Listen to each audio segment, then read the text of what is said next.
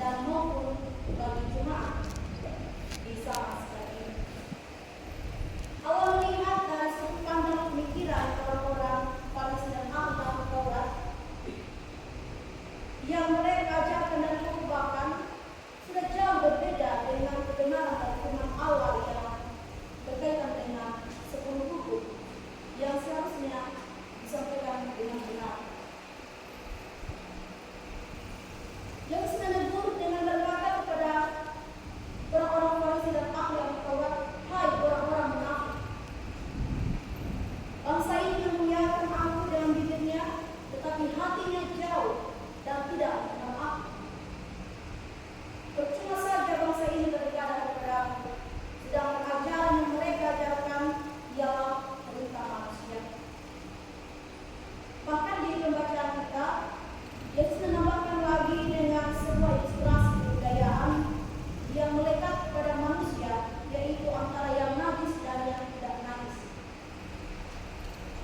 Yesus ingin menyampaikan bahwa bukan makanan yang menajiskan seseorang, tetapi melainkan segala hal yang keluar dari mulut, itulah yang menajiskan orang. Jelas di pembacaan kita di ayat 19, sebab dari hati timbul pikiran jahat, pembunuhan, perzinahan, percabulan, pencurian, kesaksian palsu, dan hujat.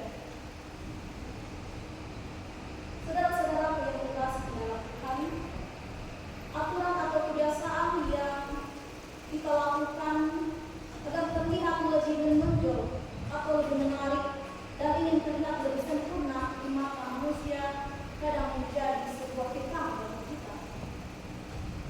Contohnya, pada saat kita akan beribadah ataupun melayani, ya terlintas dalam pemikiran sejiwa motivasi yang boleh menilai bernasyid.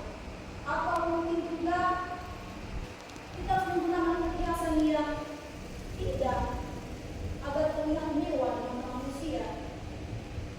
Kadang juga kita berpikir kita harus bermakeup secara berlebihan atau menyebabkan muka dengan bedak agar tampil dan kesana saat memuji atau berkhotbah. Bahkan tidak jarang budaya yang sering kita lakukan adalah tak masuk atau pakde dari mana, atau harus 100% bagi beribadah. Dan juga kebiasaan yang sering kita lakukan, ibadah dirasa tidak sah kalau tidak ada makanan atau minuman. Bukan itu yang diinginkan oleh Tuhan. Tuhan tidak mengingatkan